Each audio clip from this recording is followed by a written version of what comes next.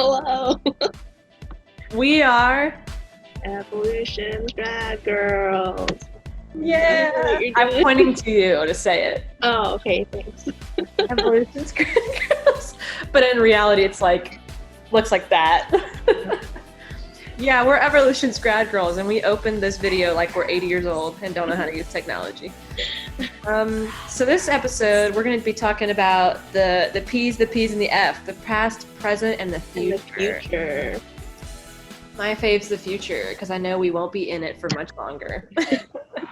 Hopefully. The world needs to move on past this human business. It's been too bumping and grinding for too long. So, Audrey, have anything to share? How's your life been? Everything's been okay. I've moved space, and you might be able to tell from the last video, a little bit of a new space. Yeah. So keeping it real in these times. Real. Still been playing Animal Crossing, you know. Yeah. Add us on Animal Crossing. Just kidding. You don't know anything about our identities, really. I put a Twitter ad out on my science Twitter. Add me on Animal Crossing. So I got some good little friends that I played with for a little bit. That's good. That was nice. Okay, Gotti. Now that we've checked in, we all know we're mentally sane and capable to do this video. Let's talk about the past, present, and future. Starting with, what will humans be like in 20 million years if we were still to survive? And this is coming from r/evolution. And my great answer is we're definitely not going to be alive by then.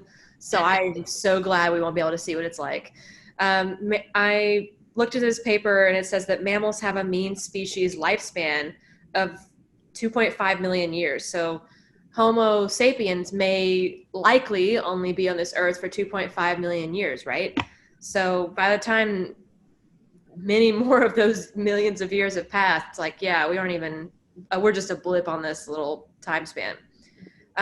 But there are a lot of fictional books that I myself have also read, detailing what some people very loosely, not really scientifically, but more interestingly are speculating about humans in the far future.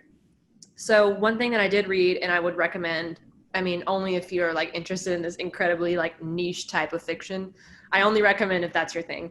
But Last and First Men, A Story of the Near and Far Future, describes the history of humanity from the present onwards across 2 billion, not 20 million, but 2 billion years, 18 distinct human species, of which ours is the first. Which is like, doesn't really, like, I don't really know what the narrative of that is like was supposed to be, but it's more like science fiction fan fiction. It's like sci-fi. Yeah, it's like fan fiction about evolution. And then there's another one, Man After Man, which is the one that I'm more familiar with.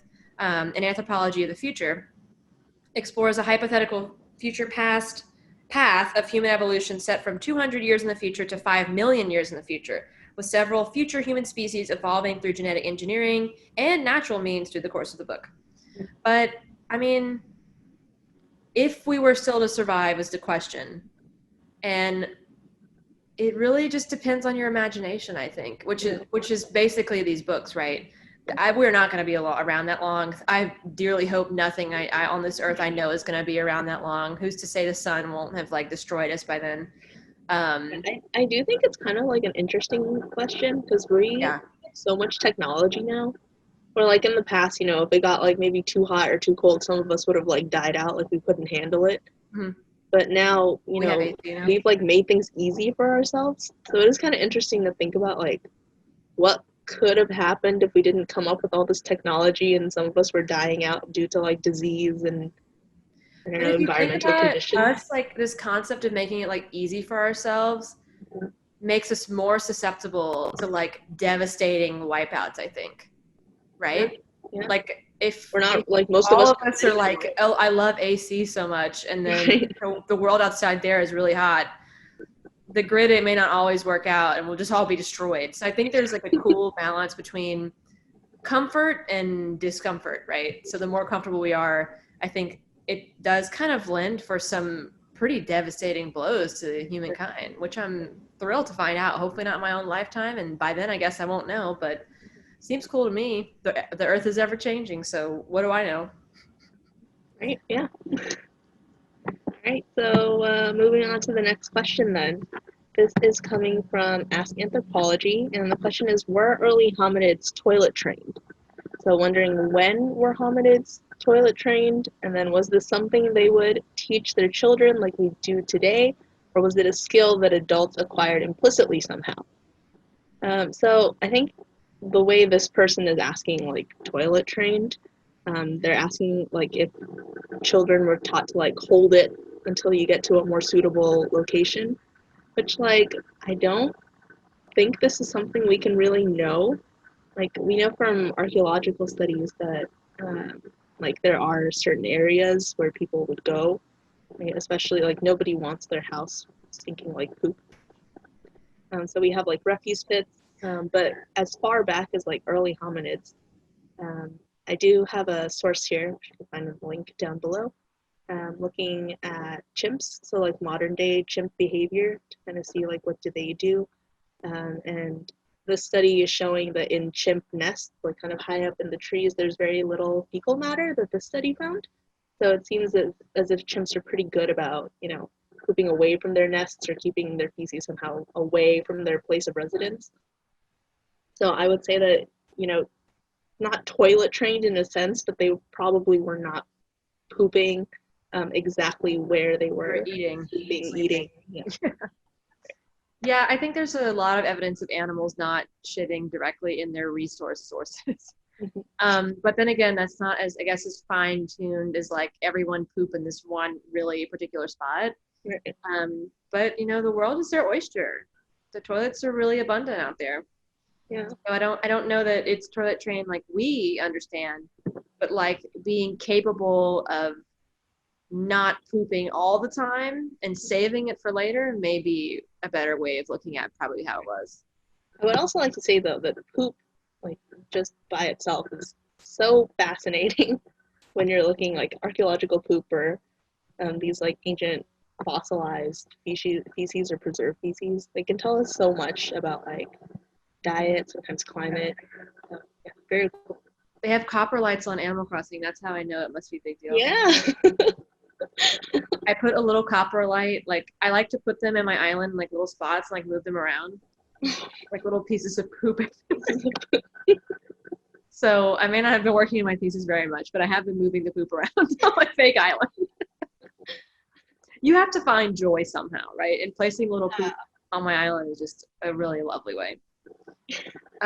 Leading into like our interpretation of the past, did Stone Age men exercise? I kind of hate that that's just men. Did Stone Age men exercise for the sake of building strength, like doing push-ups? And that's r/ask anthropology. Well, I dare say that all organisms were exercising in some way. The method of the push-up, not exactly sure, was an intellectual dynasty that's been passed on over time. But there kind of is like no way for us to distinguish the difference between like recreational activity, like doing push-ups or playing or running around, whatever, versus like necessary hard labor. So like hunting or gathering or running away from a bad thing, right? It's hard to know the intent behind these activities and behaviors. But we can kind of speculate loosely what ways they were moving and comparing bone trauma with modern day human assemblages. So like there's a pattern in hard laborers of even today where they have certain bone trauma, and we could apply that method to Neanderthals, which I'm assuming that's what they meant by Stone Age men. I always assume that, I guess. But yeah, there's really no way of discerning. I guess there's no super great fine-tuned studies that are only push-up based. And I would hate to think that their technique wasn't good, but who's to say they weren't perfected by then? So I can't exactly say that Stone Age or Neanderthal peoples were exercising for the sake of building strength, but I think that they were more so just building strength naturally based on the demand of movement around, right? I don't think they were like bulking or making protein shakes or anything. I think it just was what it was and it worked out. And then following up on the Stone Age men getting super ripped, were early humans mostly monogamous or polygamous? Why did I almost say polygamous? When you read two words and they sound like they're all going to sound different, that's when I just really, I'm supposed to be like educated and all, but that stuff gets me, man. Monogamous or polygamous. What did the earliest family units look like? And this is r/ask anthropology. And like the earliest family units, like that's like super vague in itself, right? Like earliest family units could be like modern human. Could it be the LCA, last common ancestor between us and present day chimps to now? It kind of depends on what you mean by earliest family, because technically cats have families, right? Anybody can be a family. But in terms of what we do know about more modern human behavior, right? It's kind of hard to know because we would need a lot of DNA evidence for either conclusion. Like you would basically have to present me with a bunch of men and a bunch of women or whatever in a population, and I would have to track that each of them or each pair or different groups and configurations are contributing genes to different children. And that in itself is like crazy hard to do, much less like, is there even preserved DNA to begin with? So it's kind of all on DNA evidence right now. But currently we do have evidence for like a prehistoric nuclear family. But at any time, if you gave me the right assemblage and the right DNA, that could be challenged instantly. And it's just about the right conditions to find out the conclusion. But there was a site where two lovers, they say, were buried together and their children were around them. Unfortunately, it's very sad, but that's the earliest evidence we have of any family unit, right? But any day now, we could have plenty of polygamy peeps out there that we find. It's just a matter of time. And we love them, we need them, we accept them. I'm excited to see it. We need that family unit diversity. We love it. Need some love in the world. Yeah, come on. Prehistoric world. What else do they have to do? Do some push-ups?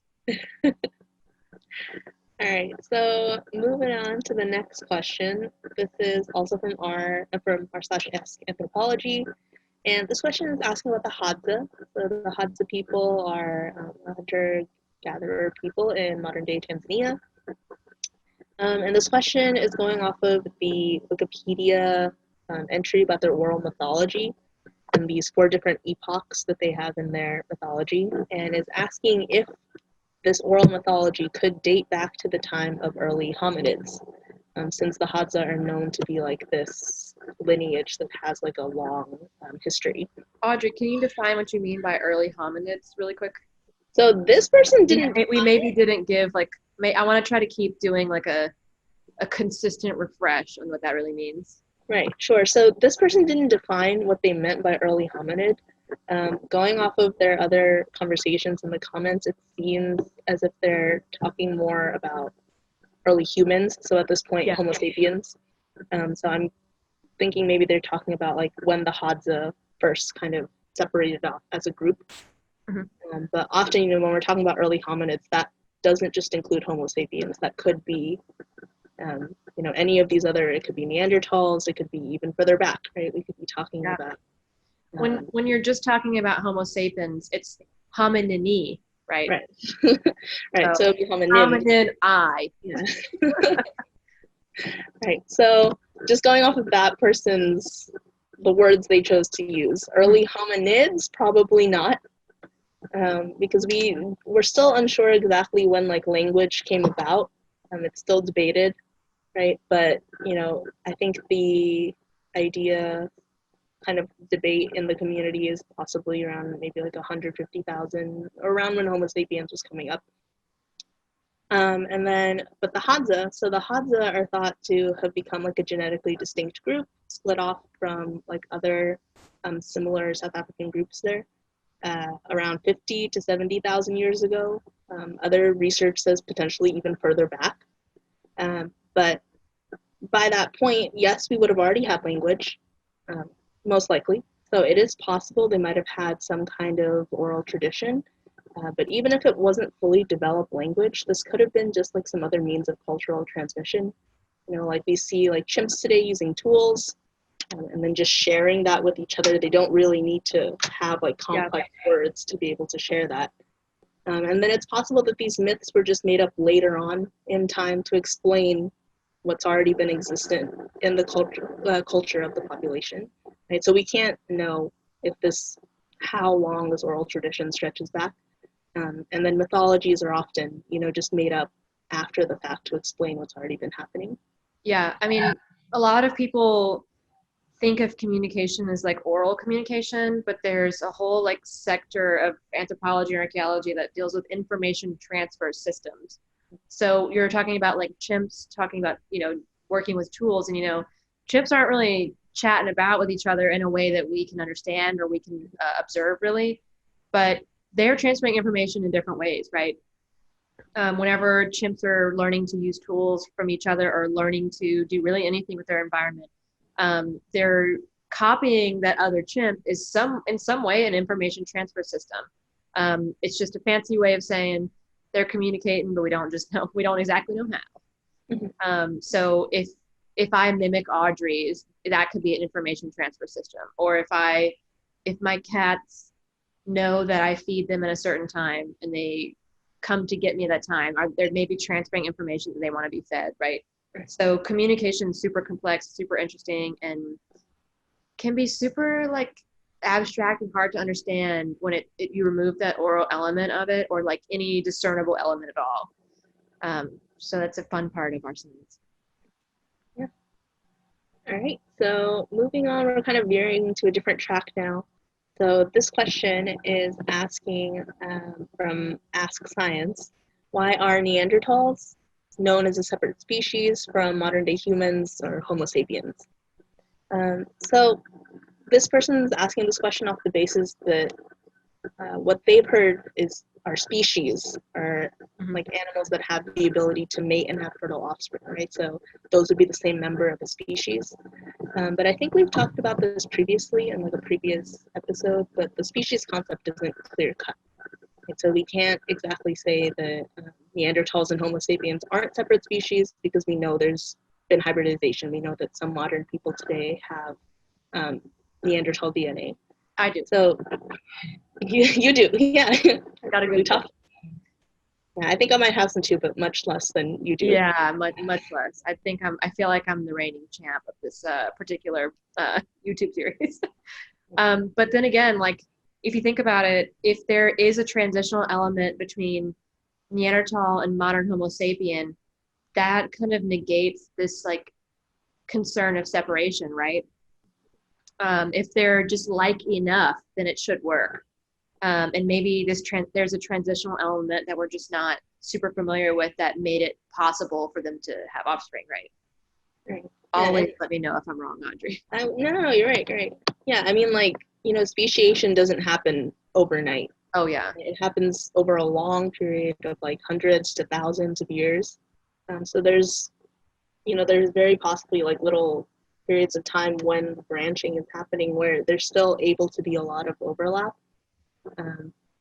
Yeah, and then a lot of hybridization and then genetic crossing. But the reason why I would say, consider Neanderthals a separate species from modern day humans is also based off of like actual physical evidence, like bone evidence, is that there's consistent physical differences that we can tell between Neanderthals and Homo sapiens, that if we were to find an early Neanderthal, early Homo sapiens, you could say, like based on skull shape or pelvis shape, pelvic size, you could be able to delineate them in one group or the other. Yeah. And DNA evidence as well. There's enough differences, I would say, in genetic evidence, but if we can get DNA from remains, we would be able to say, this seems to be a Neanderthal, or this seems to be early Homo sapiens. Yeah. I wish we were there. That would be rather there than here, or maybe I would regret saying that. Who knows? Regret saying that. You're suddenly transported back now. Yeah.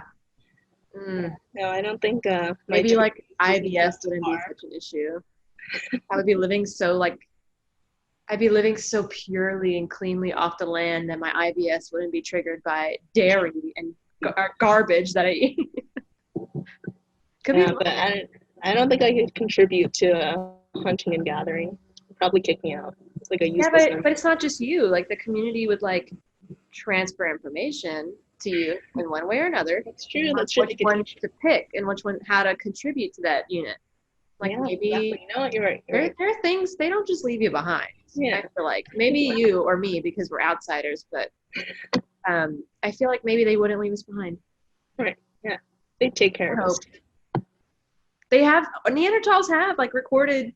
That's true. They took care of taking care of old people. Maybe the silver hair is like good enough to pass, and they'll just take care of it.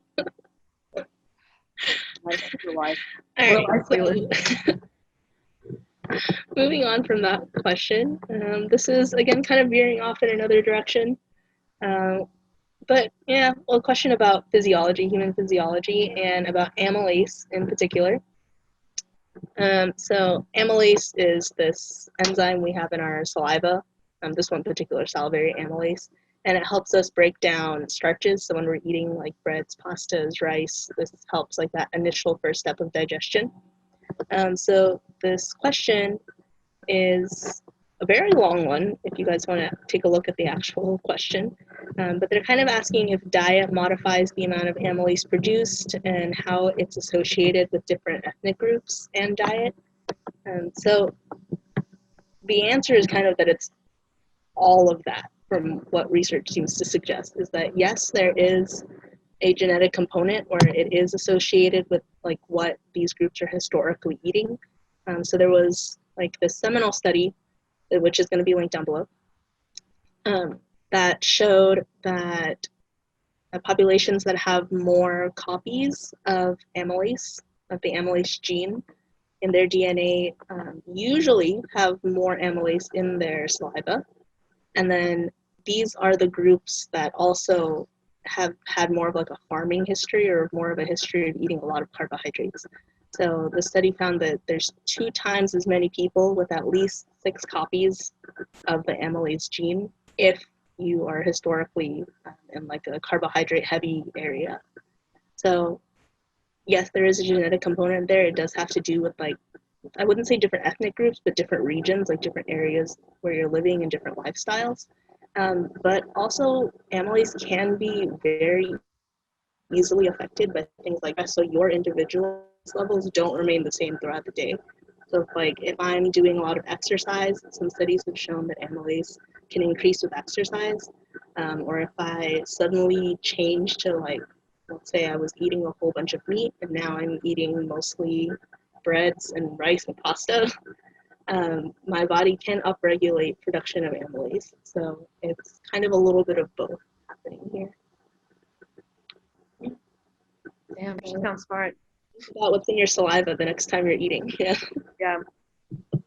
All right. So then the next question here is asking what were human ancestors like before we were chimps? And then I want to specify something this person said. So they said, example, what were we like during the Jurassic period? Because I assume chimps wouldn't exist in that period. So was there something that existed that would eventually become us? So they're asking kind of, between from when we were like fish to chimps, what was happening in the middle there? It's a lot of shit. I saw this meme. There's one girl I follow on Twitter that really just makes good ones. And she was like, lobster, monkey, human. Debate. And it was like, I mean, honestly, that works. Yeah, it was very simplified, but that's... So one thing I want to talk about with this question first is like this question before we were chimps. So just to clarify, we were never chimps. We shared a common ancestor with chimps. So something that was, somewhat like both of us that evolved, branched out into 2 different branches that became humans and then became chimps.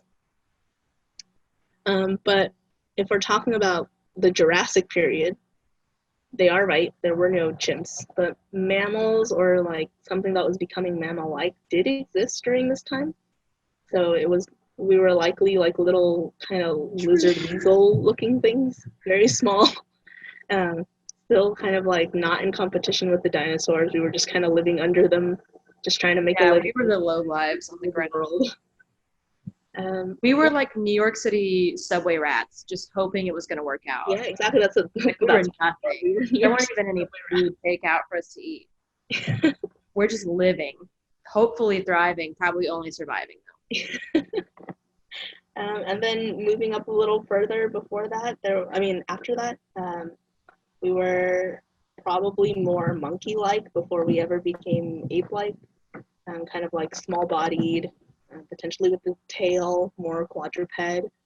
And then moving up even further, there is a specimen called Sahelanthropus chadensis, our friend Chad. And he is what we think could have been a potential common ancestor between us and chimps. So that was, I think, about like 7 to 8 million years ago. Yeah. So there's a lot of history there if we're talking from the Jurassic period to 7 to 8 million years ago. Yeah, we're nothing, and we're just a blink in time compared to the deep time scales that we're talking about now. And I think conceptually, deep time is something that is really challenging when we're talking about evolution or geology. Even geology's got it worse than we do. Like, it's really hard to communicate how much time has passed. Right, you can't wrap your head around like. Oh my gosh, I can't wrap my head around 100 years, much less like hundreds of millions of years, right? But like in Audrey saying monkey-like, right? But she's not saying monkey. There's monkeys that you see today are not us. We were not that. All of us have a common ancestor, which is subway rat. I want you to tell everybody that now. Subway rat is where we came from. And then many other things happen to where monkeys, chimps, us all also have our own little time, like our periods of time when we're evolving as well. Like common day chimps weren't a thing in the past. Common day monkeys weren't a thing in the past. If you think about our question ahead a while ago, it was like mean mammal survival time is like 2.5 million years. It's impossible to think that we really came from monkeys or chimps and they just sustained that body plan and the sameness the entire time. We also talked about living fossils in a past episode. Chimps are not that. Chimps are still changing. Recently, there's a new gorilla species. Like things are going to be changing. And unfortunately, we aren't chimps. And the reason that I think is kind of difficult, it adds onto that difficulty of understanding chimps versus us, is that we just don't have a great fossil record for ancestral chimps. And we have a not great, but better record of the ancestors of us. So I guess people just I can rightfully probably think that nothing was before chimps, so chimps and us are the same. But that's not true. Right. We just haven't found it yet. We just haven't found it yet. Call us if you do. Yeah, and Jurassic. I went to an engagement party before COVID, and no one knows that I do archaeology, and there's no way in hell I was ever going to tell anybody about my profession. There's not the place and the time. And this guy was like lighting a big bonfire or something. It was kind of like chilly at that time of the year. And he was like, oh, it's like the caveman on the pterodactyl. And I'm like, whoa, like conceptually, like caveman, pterodactyl, and fire are not, none of that is contemporaneous. Like fire is like Homo erectus time. So that's not even it. Caveman implies Neanderthal. So like technically they could have had fire by then, but like still very weird. And then riding on a pterodactyl. Pterodactyls are not dinosaurs, by the way. He said they were a dinosaur. It wasn't the time to science. I thought they were dinosaurs for a long time. No, you weren't a Jurassic Park obsessed child, so maybe. But it's like, I'm not trying to science-plain. I don't know if that's a word already, but it's definitely not as bad as mansplaining, I will say. But I'm not about to explain how at this engagement party, this random guy I don't know, that like thinking about that kind of made my brain hurt a little bit. But yeah, deep time is hard, and I can honestly understand how it can be confusing, but here we are just trying to make it a little easier for every day. A little Hershey's Kiss of deep time, not even science time. And then going off of like some really great misinformation, I say that like a real asshole. Are all humans the same subspecies, right? And this is on r/evolution. And that's absolutely true. We are all the same subspecies. Well, I guess we're not really a subspecies if we're all the same one, right? Why make a delineation if if it's complete sameness? But there are a lot of people who very mistakenly misunderstand ethnicity, like cultural ethnicity, for biological race. But that is absolutely not like something that could constitute a subspecies. Race is not real, and even if it were, it would not constitute us being subspecies. So whenever you're like shitty high school, whenever you go to like a high school reunion and some dude's like trying to talk down to you, just let them know real quick, we ain't doing that today. But yeah, even there's a lot of articles that look into the genetic variation of these so-called races, and there's just no biological standing for that. There's a lot of people who say, okay, well, if biological race isn't real, then why does our criminal justice system use race as an indicator? And I did an autopsy internship, so I'm qualified to let you know.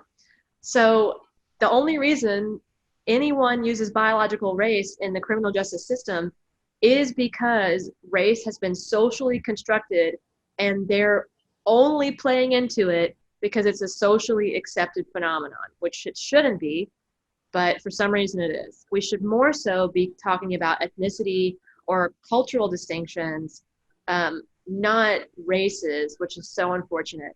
But this idea of race just comes from a place where somebody was just trying to classify everything, and it's very like antiquated. Linnaeus just didn't know what was up, man. And then, we don't blame him for it. Yeah. We just blame everybody else in between Linnaeus and now for keeping that shit going. But yeah, there are no other subspecies other than us, which is Homo sapien, right? There's been discussions of like Homo sapien idaltu and things, or Ancestor. Homo ancestor is not even a sapien. But there's discussion of that, but there's just really no grounds to say that Audrey and I are any genetically different, or me or my partner or me and everybody at school. It's just not founded in real science. And I think it's just a remnant of this societal past that has just not been eradicated, unfortunately. But the Grad Girls are here to tell you, don't be playing with that race shit. That's right. That's not true. Ethnicity is very reasonable to discuss, not biologically, though. Yeah. Keep it straight.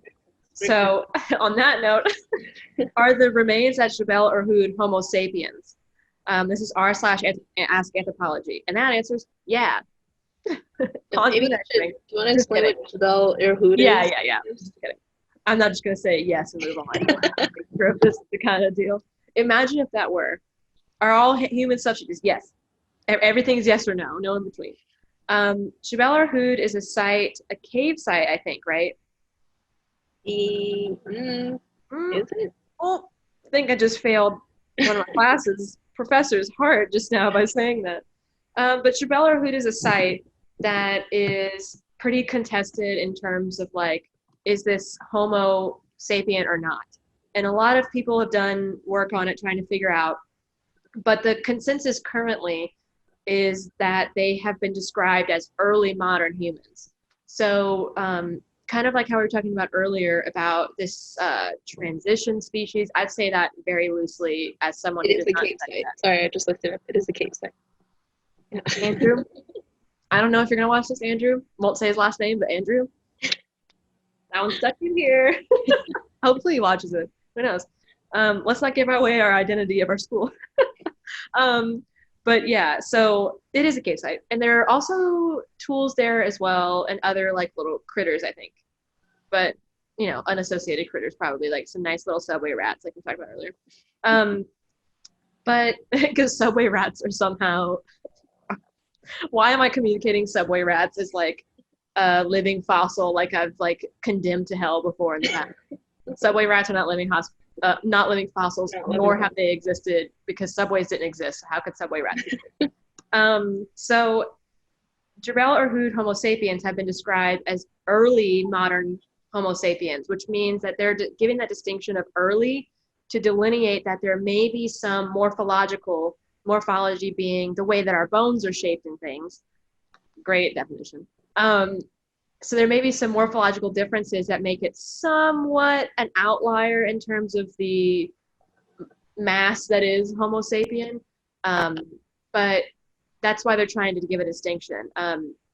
So some people were wondering if this is even can be described as Homo sapien, but at this point it is pretty well accepted that it is early modern Homo sapien.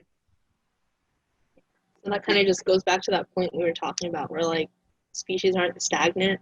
So these might look a little bit different, but that's because of how old they are. They were becoming us. Yeah, or they're mostly us and they're just mostly us. Away. Still that processing, there's 75%. I don't want to start quantitatively describing how much is us and not us. But if you think about a loading screen, there's somewhere on the back end. They're getting what we think is us. But they are, distinctly us in that sense that they are modern Homo sapiens. But they do have some little leftover tidbits that are pretty interesting. And then our last question of the day is, I love this one. Why were apes the one to evolve into highly intelligent beings? And this is r/Ask Science. And I love this because sweet friend Rachel has this incredible book that's titled, Are We Smart Enough to Know How Smart Animals Are? And the answer is fuck no. I don't even know how someone could delineate, like I can't conceptualize how to delineate intelligence or intelligent beings well enough to even test for that. So even just determining conceptually what intelligence truly is so difficult to begin with that you're already kind of like maybe not truly studying what you're supposed to be studying there. But when studying animal intelligence currently today, scientists typically analyze a subject's self-control, self-awareness, and memory. These abilities are integral to processing information and making rational choices. Intelligence is like, that's its most generalized form, is like understanding information and making choices from that. And we see this a lot in apes. Apes process information and make rational choices. But my cats be processing some great information and make genius choices all the time too. Dogs, all kinds of mammals. I'm sure even there's birds are cooler than any of us really truly want to admit, probably. Birds are awesome. Orcas are amazing. The murderer of the sea. Yeah, they're scary. Don't even get me started about how fucking dope orcas are. The killers of the ocean, the murderers of the ocean. But our bias for what intelligence really means just makes it very difficult for us to test for that. Mm-hmm. And I think recognizing that bias is part of that journey, right? We have to recognize that, okay, well, if we can only communicate with each other, then holy shit, that is a very small portion of the animal kingdom that we can understand what intelligence means. And I think we even misunderstand intelligence between people. Mm-hmm. Like, how many times does somebody make a not great choice and people name them dumb for the rest of their lives? Like, okay, girl, just because you didn't break up with your ex doesn't mean you're stupid forever. Like, that's not even how that works. So I think colloquially, intelligence is already like pretty confusing. But in terms of science, it's just really difficult to study. And I think people more preferentially study like cognition and social exchange or social behavior. I'd love to know all of the highly intelligent beings. And I'd love to find out that we're not even hitting it. I'd love to find out that we're not even that far up. And I truly think that we just see so little of the animal kingdom, much less the natural realm, that I think we're missing some really cool stuff. And I can't wait to find out that we're not the highly intelligent being we think we are. We're back to subway rats. That's what I want to find out. If someone told me we're just as dumb, I don't know if that's the right word. If we're just as dumb as subway rats, I'd be like, the pressure's off. Yes, okay, good. Maybe that's a good thing to hear. Subway rats can be pretty smart too. They know how to get food out there. Hey, subway rats be foraging better than I can. Subway rats be getting them little pretzels and little tater tots. Catch me in the subway and how many times am I gonna like pass up a good snack because I like it's gross. So yeah, subway rats are superior to me already, and I want that on the shirt. Yeah, so thanks guys for coming on this journey of like past, present, future, and basically we're not that cool. Look into some orcas, look into rats, birds, Into the little lizard Jurassic things that Look we into used Jurassic lizards. Look into deep time and look into your heart, your own self. Find where you really belong. Yeah.